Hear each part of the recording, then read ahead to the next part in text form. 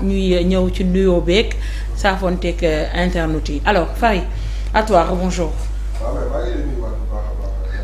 xëy naa la bu baax. ànd ak yéen ci li nga xamante ni mooy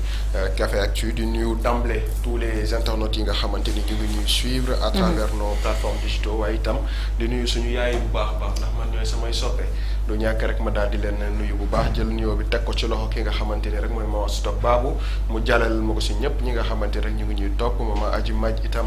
ñu ngi lay nuyu bu baax a baax donc régie bu baaxee rek ñu tàmbali li nga xamante ni mooy revue des titres bu tey di aljuma dernier jour de la semaine. ñu tàmbalee ko Walf Quotidien mi nga xamante ni xëy na wax ci moom Macky Sall ex-président vilipendé au Sénégal adoubé à l'étranger noonu la ko Walf Quotidien daal di andee Macky pile et face mu mel ni rek moom kanam gi nga xamante ni sénégalais yi ñu ngi koy gis bokkul ak kanam gi nga xam ne mu ngi koy am fële ca ci biti ndax gannaaw coow li nga xamante ni am na ci ginnaawam yëpp ñu ngi gis ni dem na fële ñu daal di koy intégré ci fondation Mo Ibrahima mu nekk nag annonce boo xamante ni ça fait beaucoup parler ba tax na rek loolee waral Walf Quotidien daal di indi li nga xamante ni mooy pilu face bu Macky Sall. Diao Camara Diarra et Diouf piste 4 gros tubes de l'été la Premier League folle de ses pépites mu mel ni rek doomu Sénégal yi lee nekk ci li nga xam ne mooy football actuellement ñu ngi daal di def. Feuille flamme ba tax na rek am nañu yaakaar ne ci été bi dinañu dem ci ay équipe yu ëpp doole ngir rek mën a représenter le Sénégal ñu dem ginnaaw Walf Quotidien le quotidien ñëw ci décès de Mamadou Badio Camara un sage s'en va le président du conseil constitutionnel est décédé hier à 73 ans Diomaye salue le riche parcours d'un grand serviteur de l'État mu nekkoon nag président wu conseil constitutionnel premier président wu cour suprême su ma jumul itam moom Mamadou Badio Camara nekk nag koo xamante il s'est illustré en tout cas par son histoire il s'est illustré itam par li nga xam ne rek la daal di def ci réew mi la ñu day ñaanal yàlla rek daal di koy yërëm xaare ko aljana firdawsi moom Mamadou Badio Camara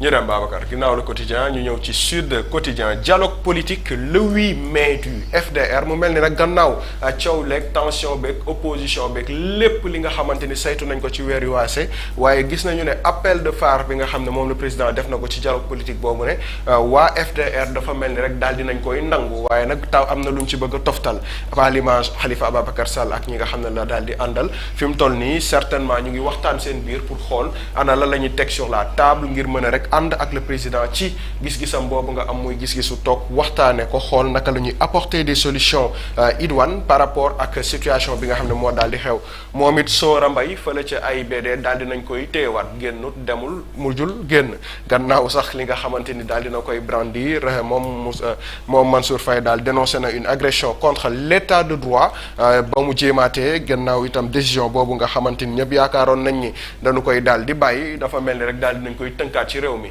du ñàkk itam maître dinañ ci indil ay leeral yu bëree bëri ngir rek ñu mën a xam dëggantaan ana lan moo war a mën a justifier loole gannaaw sax décision bi ñu rendre yàggul dara ñu dem ginnaaw Sud Quotidien Rewmi Quotidien ñëw na ci report de la présidentielle defaat benn throwback ñu daal di fàttaliku ki nga xamante ni rek mooy Mamadou Badio Camara nekk nag un artisan en tout cas de la tenue des élections de février 2024 gannaaw ba mu taxawee jël décision ne dañuy amal élection yi ca naka constitution daal di dëggalee Rewmi Quotidien def na révélation sur le charge nom de Badio Camara à Macky comment a-t-il sauvé le Sénégal du chaos les conseils pour Diomaye et les critiques contre le PDS ak itam le défunt président du conseil constitutionnel sera inhumé tey fële ca Pikine yàlla na ko yàlla yërëm du ñàkk ci kanam dinañ leen fa teewal ngir rek jukkil leen seede yi nga xamante ne rek ay nitam ak ay jegenaarem dañ ko daal di amal ñu dem Le Soleil yéenekaay ñëwaat na ci moom disparition de Mamadou Badio Camara la République perd un sage mu nekkoon nag kenn ci 7 sages yooyu la daal di leen doon jiital moom le président du conseil constitutionnel a rendu l'âme hier à l'âge de 73 ans sa dernière grande décision l'invalidation du report de la présidentielle 2024 lii mooy ce que beaucoup de Sénégalais vont retenir de l'homme en tout cas Mamadou Badio Camara il a écrit son nom aux lettres d'or ci li nga xamante ni mooy histoire politique du Sénégal waaye rawatina nag ci alternance bi nga xamante ni am nañ ko yàggul dara en 2024 24 grande interview itam Le Soleil quotidien ñëw na ci ambassadrice bu France la mu wax mooy mon pays n'est pas fâché avec le Sénégal mu nekk nag une affirmation boo xamante ni tey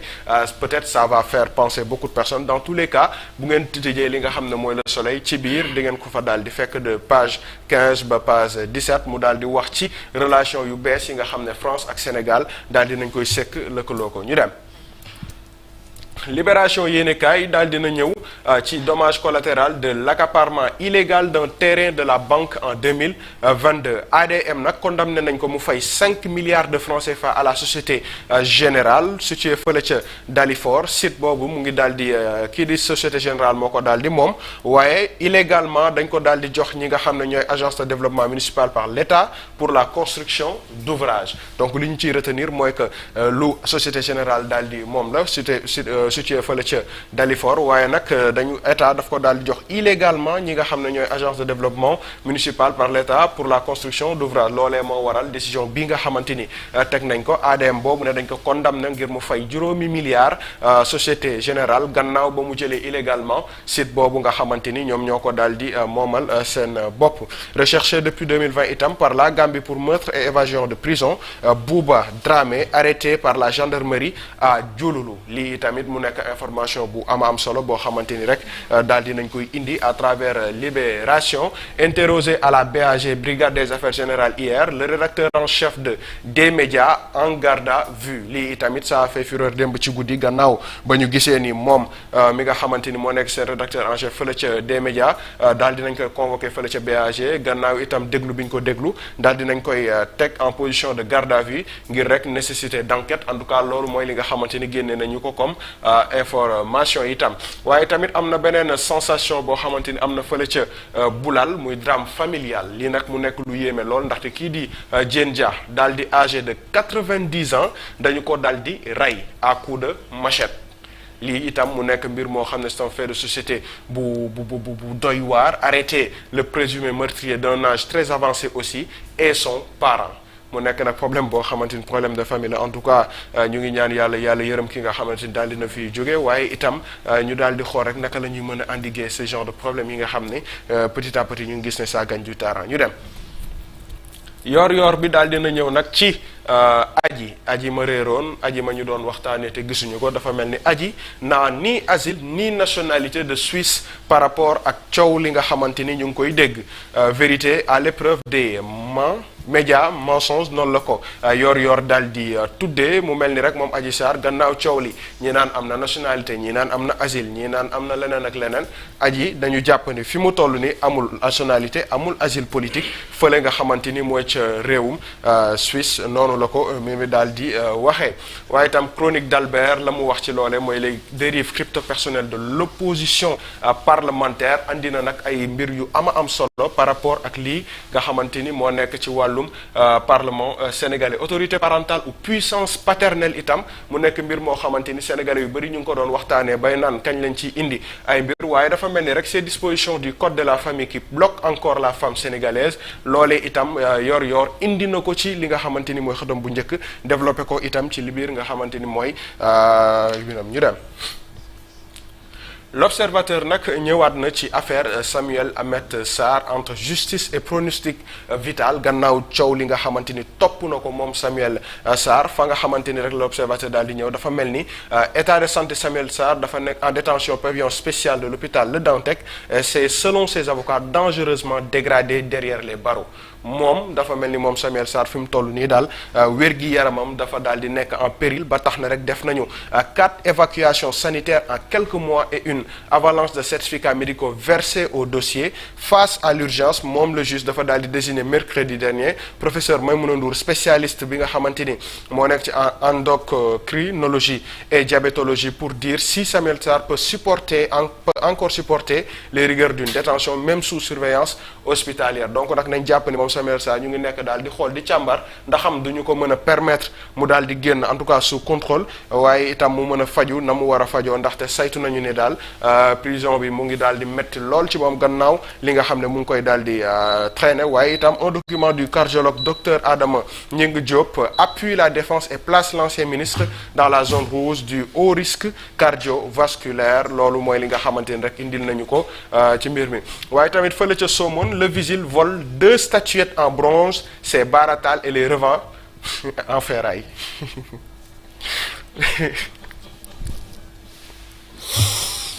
Qu'est-ce qui s'est passé lu xew alhamdulilah. ku tooñ kan. Somone daal la xewe sàcc na ñaari statue en bronze jaayee ko ferraille mu ngi noonu waaye boobu. yàlla baax na de New York Mimi Touré l'entretien sans filtre moom Mimi Touré fële ca New York daal dina tenir ab entretien la mu wax nag mooy ces divergences avec Macky Sall n'ont rien de personnel la ko booleeg Macky Sall amul dara loo xamante ni entre nit ak nit la donc loolu nañ ko jàppee noonu waaye itamit souhaité wul commenter ay propos yoo xam ne ministre Ousmane Diagne daal dina koy tenir la mu bëgg rek mooy wax li nga xam ne mooy xalaatam bañ a commenter li ni mel loolu Papa Ousmane xam naa ne am nga ci ay laaj ko nga laaj ko maître le sort réservé par l'ex-premier ministre aux anciens ministres des finances de 2019 à 2024 loolee yëpp moom Aminata Touré daal dina ci wax ay mbir yu am solo ngir rek mën a joxe xalaatam foofee ca New York ñu dem. Source A daal dina ñëw ci enquête exclusive sur les pratiques présumées de l'ancien régime qui fâche la Cour des comptes. Accusé, levez-vous loolu la titraay bi daal di indi mu mel ni nag ñoom Source A daal di nañ ñu xamal ni fi mu toll nii tembe 3 ministres des finances un directeur et un haut responsable du trésor sur la sellette maanaam am na ñetti ministres des finances yoo xam ne nekkoon nañu fi kenn ci directeurs yi ak benn haut responsable du trésor boo xam ne ñu ngi daal di nekk ci tànku ñu daal di leen yóbbu ci yoon ngir mën a leeral ay mbir gannaaw ba Cour des comptes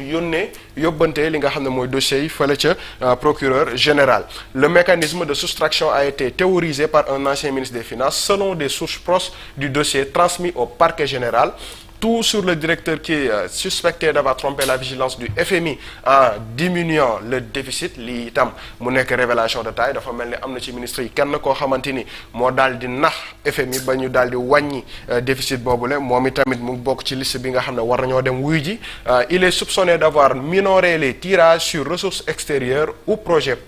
pré-projet. Ce sont des fonds donnés par les partenaires techniques et financiers du Sénégal, Banque mondiale, BAD, AFD et les États. Il s'agit de la coopération bilatérale et multilatérale selon toujours nos sources. Donc nag nañu jàpp ni rek ñetti ministre yii directeur bi ak haut responsable bu trésor bi ci ay fan yu néew dinañu dem jàkkaarloo ji ak justice ngir mën a leeral dëggantaan ana nan nañu biduyee ak nan la ñu def ba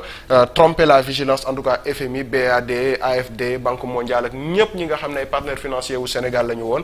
ba ñu àgg ci situation bi ñu daal di àgg nii loolu nag source A moo ñu ko xamal mu nekk nag une très bonne nouvelle en tout cas si on peut dire ainsi pour les Sénégalais yi nga xamante ñu ngi doon xaar dëggantaan ñu daal di tàmbali leeral ana lan moo indi situation bi la ci Sénégal on espère en tout cas que dina daal di continuer moom toujours Samuel Sarr dafa mel ni fi mu toll nii je pense que titraay bi xaw na diis lool waaye en tout cas source A la mu wax rek mooy course contre la mort loolu mooy li nga xamante ni source A daal dina ko indi ndaxte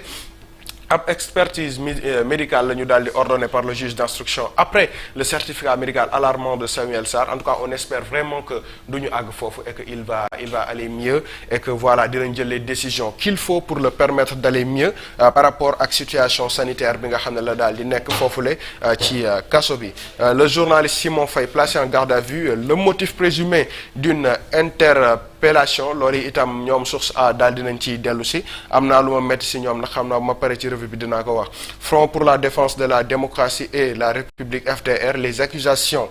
gravissimes par rapport ak li nga xamante rek mooy situation réew mi loolee itam source A ñëw na ci ñu dem régie ñu dem jërëjëf L'As Quotidien ñëwaat na ci hommage bi nga xamante ni dañu koy daal di amal ngir cet emblème de la nation sénégalaise muy décès du président conseil constitutionnel Mamadou Badio Camara le Sénégal perd son entre guillemets sauveur loolee nag mooy li nga xamante ni rek L'As daal dina koy indi ngir mën a permettre en tout cas de rendre hommage kii nga xamante ni rek mooy Badio Camara pour sa participation au dialogue politique le FDR exige des gages de sincérité à Diomaye Khalifa Sall nag saa su ma ko gisee rek dialogue la ñuy wax xaw ma ndax seetlu ngeen loolu man depuis bi ma déggee le président di wax waxu dialogue laa ne woon Khalifa léegi mu feeñaat très sincèrement. moom dafa bëgg a dialogue quoi. non wallahi al azim moom ah mais noonu la nitu jàmm la. nitu jàmm la na dialogue c'est bien. quoi qu'on puisse dire nitu jàmm. c'est ça c'est très bien ah. Mansour Faye itamit yëg ngeen ni de téye nañ ko ay AIBD Mansour Faye. waaw waaye tey malheureusement doo ci wax da ngay pare dem. ñu dem ayca. Vox Populi. ngay pare rek dem. Drame à Mbacké, Mbadakhoune et Sikilo 3 accidents font 3 morts 46 blessés lii itamit mu nekk loo xamante ni ci tali bi la xewee en tout cas on prie pour la perte de ces vies là di leen ñaanal yàlla yërëm leen waaye itam di ñaan yàlla daal di ñu teggil nattu accident yu bëri yi parce que je pense que itam mbir la boo xam ne il faut que ñu daal di ci taxawaat indi ci ay réformes indi ci je sais pas ay solution ngir rek mën a wàññi li nga xamante ni tali bi mu ngi koy daal di def horreur à Boulal itam wax nañ ci tout à l'heure jarul ñu ciy dellu si waat rappel à Dieu du président du conseil constitutionnel Badio Camara itam le magistrat qui avait sauvé la présidentielle de 2024 et fait respecter le terme du second mandat présidentiel lii mooy li nga xamante ni tënk nañu ko jàpp nañu ko et aussi bëgg nañu ko ci cursus bi nga xam ne moom Badio Camara daal na ko fay def et il a impacté positivement le Sénégal en tout cas et alhamdulilah bi nga xamee ni c'est ça qu'on peut retenir en tout cas de manière générale ci passage am ci conseil constitutionnel. Appel du président de la République la condition du FDR pour participer au dialogue bëri na loolu wax dëgg yàlla tey tamit bu ma ko benn réelire fii lay fanal dans tous les cas le président mu ngi leen di dégg ñu yem. Point actu ñëw na ci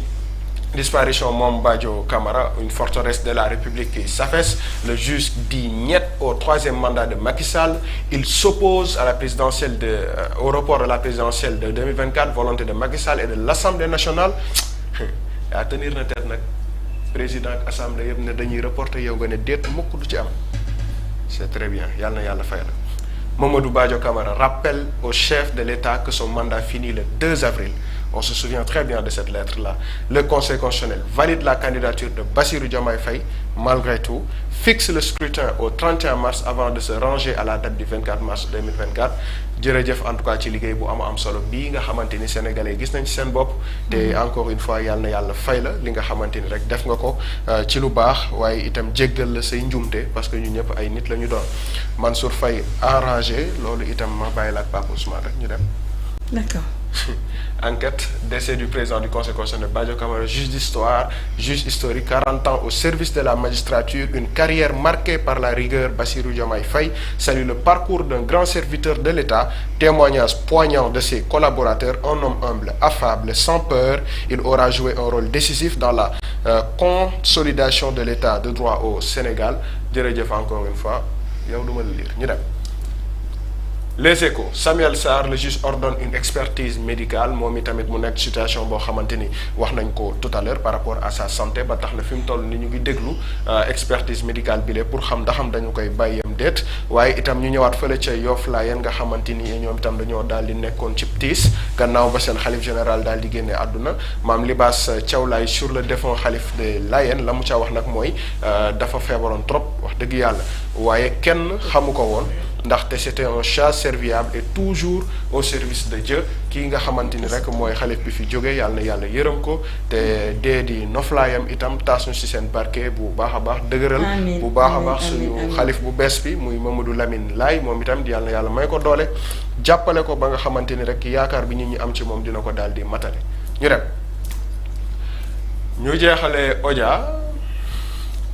mu ngi noonu donc lii la ñu daal di andi tey AIBD Sora moo ñëwati